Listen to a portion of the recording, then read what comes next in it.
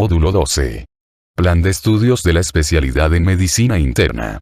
Giardiasis. Enfermedades infecciosas. Protozoarios y helmintos. Una revisión bibliográfica realizada en el Hospital Clínico Quirúrgico Docente Miguel Enríquez La Habana, octubre de 2021.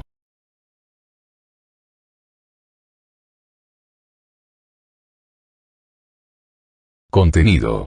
Ciclo biológico, cuadro clínico, complementarios, diagnóstico positivo y diferencial, complicaciones, tratamiento.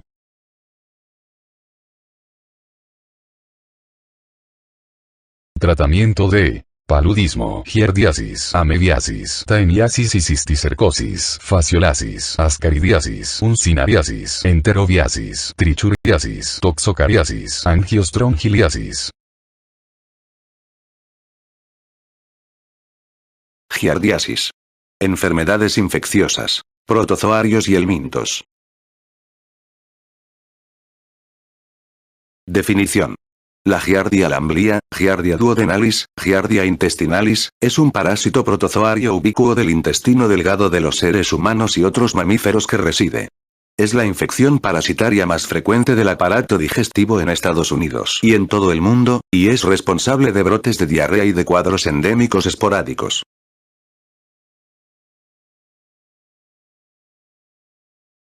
Figura 351.1. Giardia lamblia. Esta microfotografía electrónica de barrido pone de relieve algunos de los detalles ultraestructurales externos del parásito protozoario flagelado Giardia lamblia.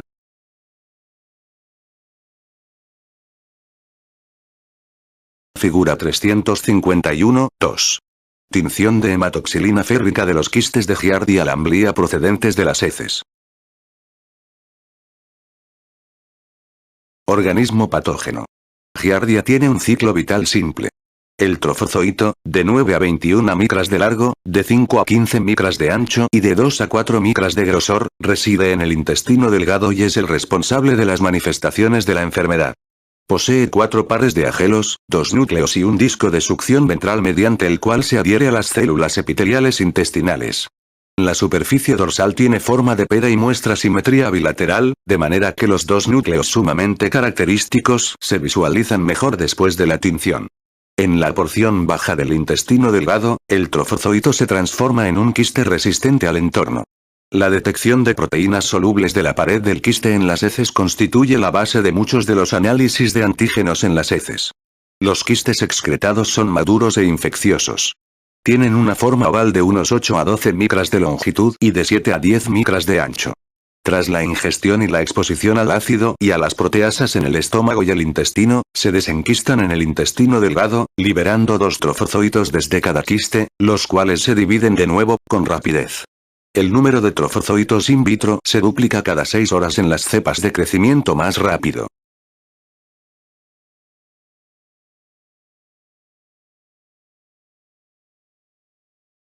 Diversas giardias, morfológicamente idénticas pero genéticamente diferentes, infectan a seres humanos y, en la actualidad, presentan 8 ensamblajes distintos.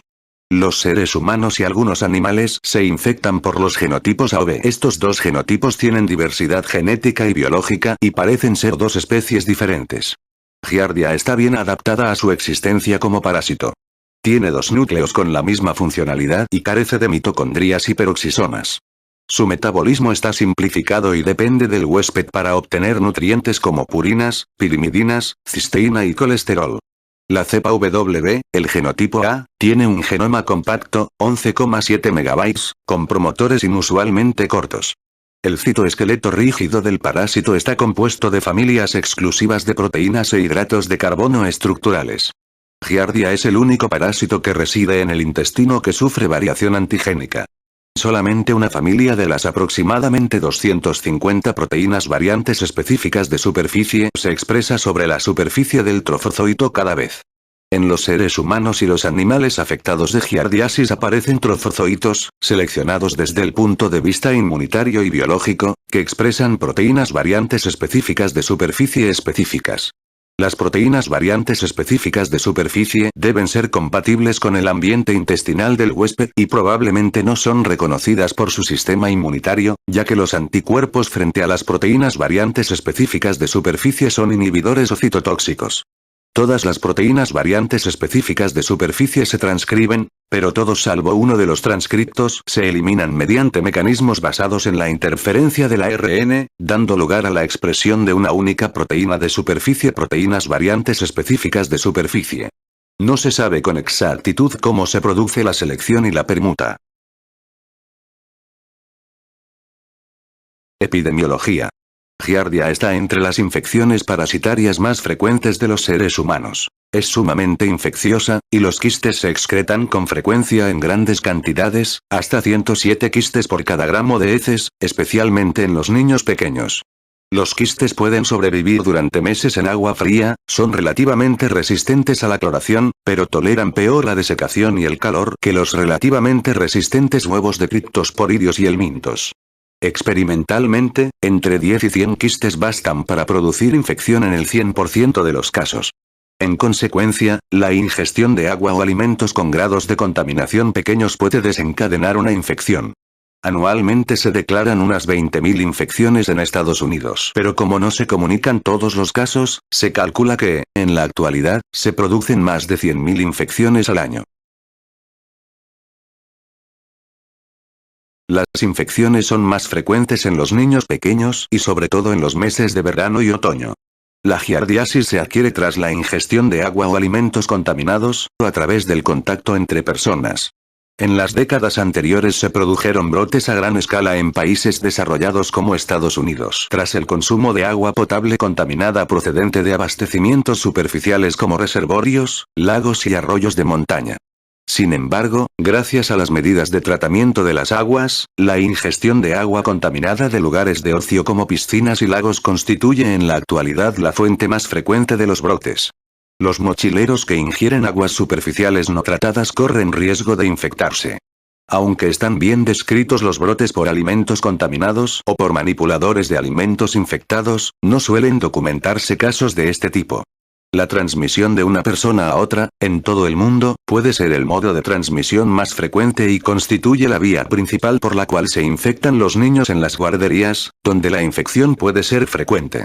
La diseminación entre personas se produce entre familiares con niños infectados y tras relaciones sexuales que conduzcan a un contacto fecal oral.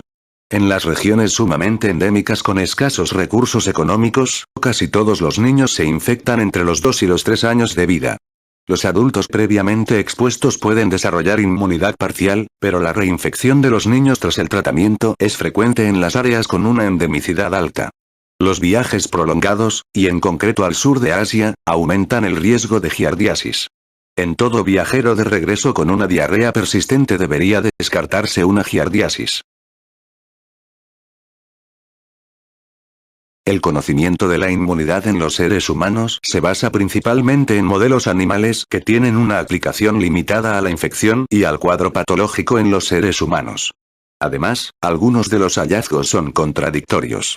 En las infecciones experimentales en seres humanos clásicas publicadas por Rentor y colaboradores en la década de los 50, el 84% de los individuos se curó de forma espontánea.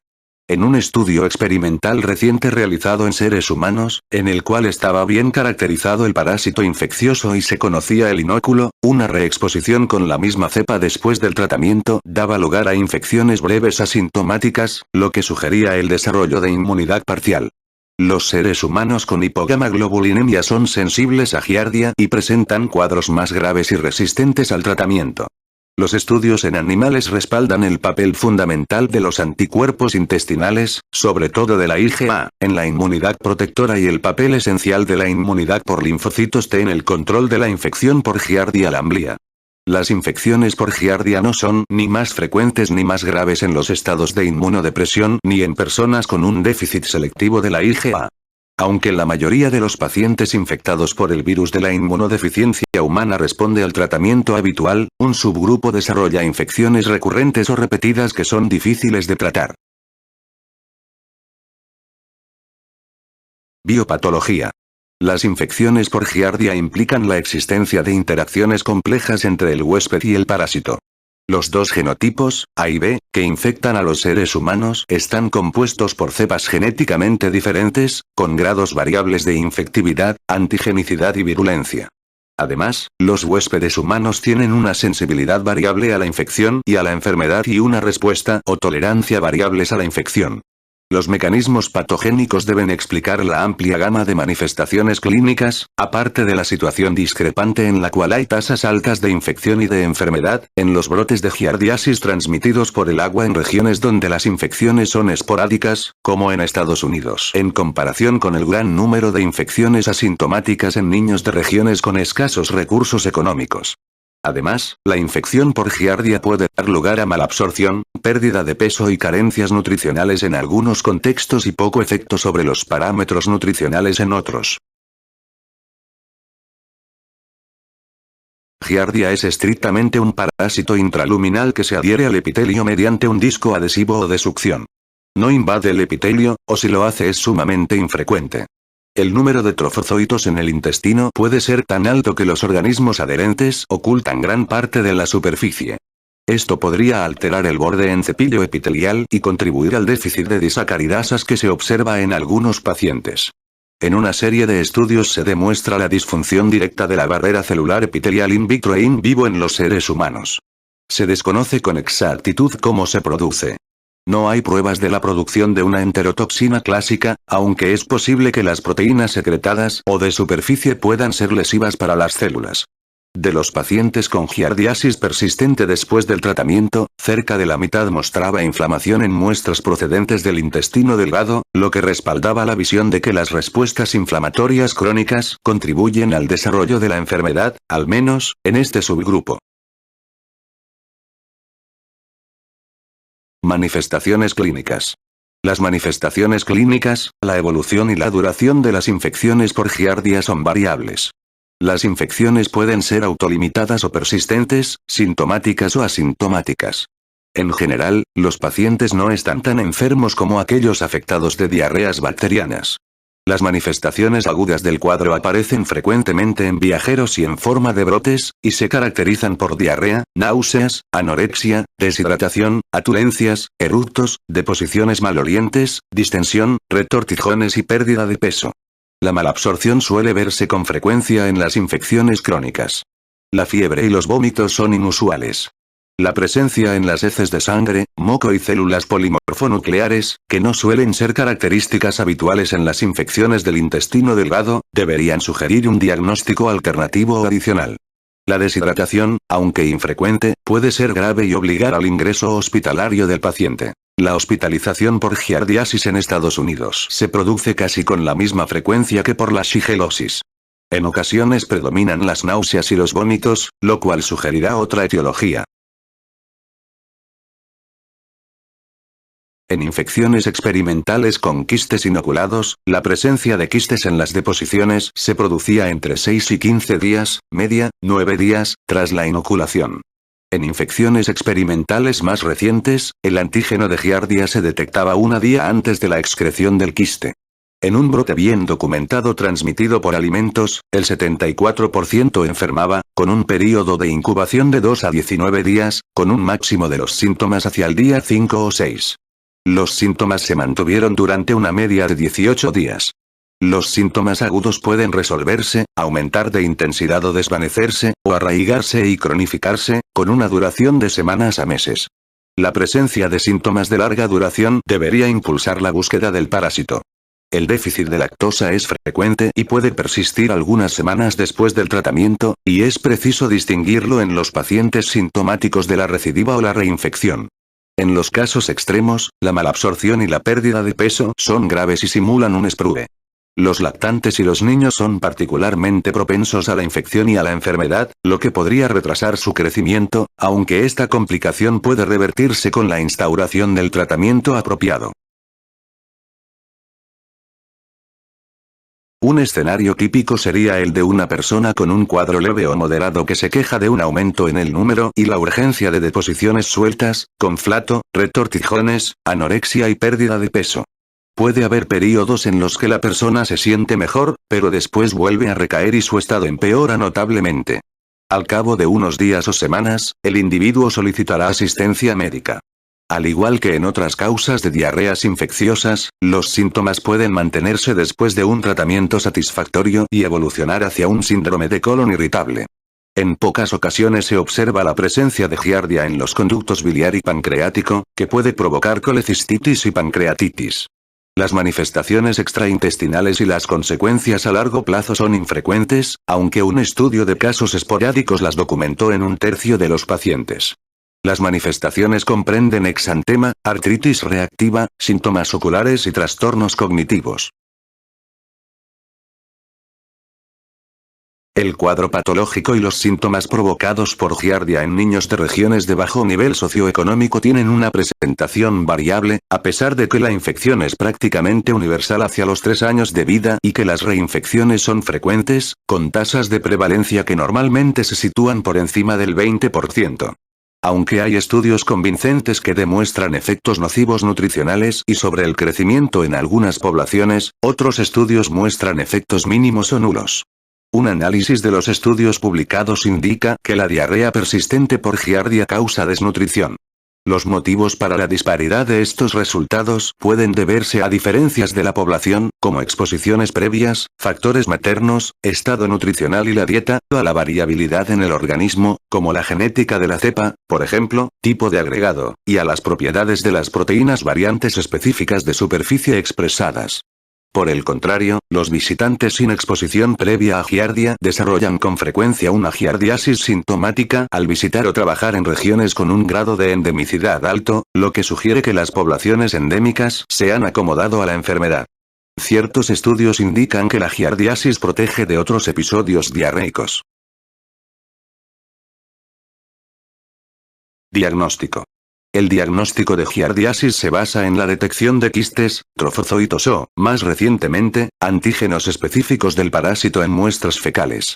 La reacción en cadena de la polimerasa se ha experimentado durante mucho tiempo y cada vez se emplea más en estudios de campo y de laboratorio. Es sensible y específica y permite identificar los ensamblajes infectantes. Como la excreción de los quistes puede ser variable o de concentraciones bajas, la sensibilidad de un único examen en busca de huevos o parásitos se cifra solamente en el 50 al 80%, por lo que suelen necesitarse 2 o 3 exámenes.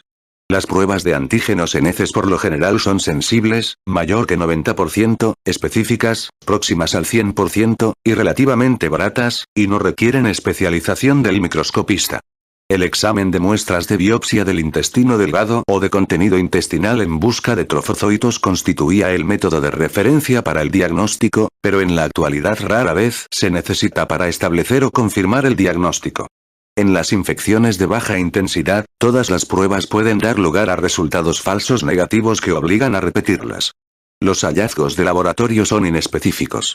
El recuento de leucocitos y los resultados de las pruebas funcionales hepáticas suelen ser normales. Puede haber trastornos electrolíticos si la diarrea y los vómitos son intensos. En las deposiciones no se detectan leucocitos, sangre ni moco. Los valores de inmunoglobulinas suelen ser normales, aunque pueden observarse valores anormalmente bajos o ausentes en individuos hipogamaglobulinémicos susceptibles. Tratamiento. El timidazol, un nitroimidazol aprobado por la Food and Drug Administration, parecido al metronidazol, es el tratamiento de elección. Otros nitroimidazoles, por ejemplo, ornidazol y segnidazol, no están aprobados en Estados Unidos, pero también son eficaces.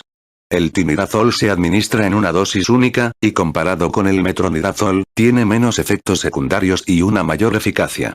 La dosis de los adultos es de 2 gramos por vía oral. En los niños, la dosis es de 50 miligramos por kilogramo en una dosis única con un máximo de 2 gramos. El metronidazol se ha usado para tratar la giardiasis durante decenios, pero nunca ha contado con la aprobación de la Food and Drug Administration para esta indicación. Requiere una dosificación múltiple a razón de 250 miligramos por vía oral 3 veces al día durante 5 a 7 días en el caso de los adultos, y de 15 miligramos por kilogramo por día en 3 dosis fraccionadas durante 5 a 7 días en los niños. Los efectos secundarios gastrointestinales del metronidazol son relativamente frecuentes, y no debería consumirse alcohol simultáneamente por la posibilidad de que se produzca una reacción de tipo disulfiram con ambos fármacos.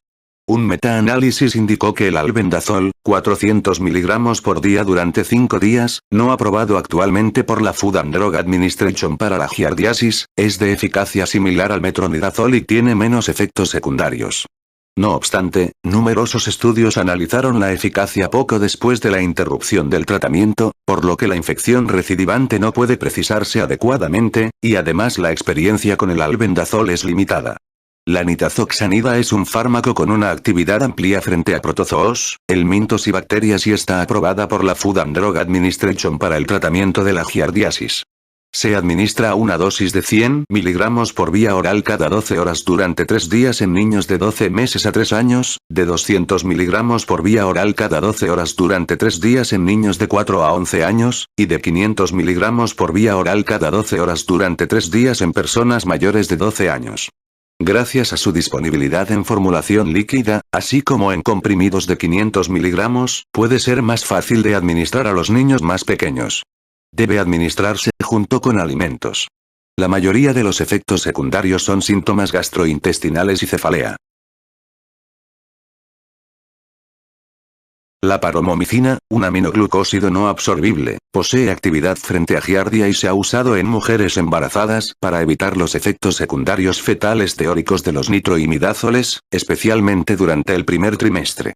En los adultos se administra una dosis de 500 mg 3 veces al día durante 5 a 10 días, y en los niños a una dosis de 25 a 35 mg por kilogramo día por vía oral, fraccionada en 3 dosis durante 5 a 10 días. La quinacrina y la furazolidona, aprobadas por la Food and Drug Administration, pero difícilmente disponibles, también son eficaces frente a giardia, pero deberían reservarse para situaciones concretas. Los síntomas de los pacientes suelen ceder con el tratamiento. El fracaso de la terapia viene presagiado en ocasiones por la reaparición de los síntomas días o semanas después de completar el tratamiento, lo que exige la reanudación del mismo con un fármaco de una clase alternativa o aumentando la dosis del fármaco inicial. Los casos con resistencia clínica suelen responder a un tratamiento combinado. La quinacrina y el metronidazol han demostrado la máxima eficacia, aunque también se ha observado en la combinación de metronidazol y albendazol. Prevención. La infección se previene mediante higiene personal escrupulosa y eliminación adecuada de aguas residuales, o erradicando los quistes de la red de abastecimiento de agua y previniendo la contaminación de alimentos y agua. Los quistes son relativamente lábiles y sensibles al calor y la filtración con filtro de pequeños volúmenes de agua, de 0,2 a 1 micra. Se prefiere el calentamiento, llevando el agua hasta ebullición, ya que así se inactivan también otros patógenos presentes en las heces.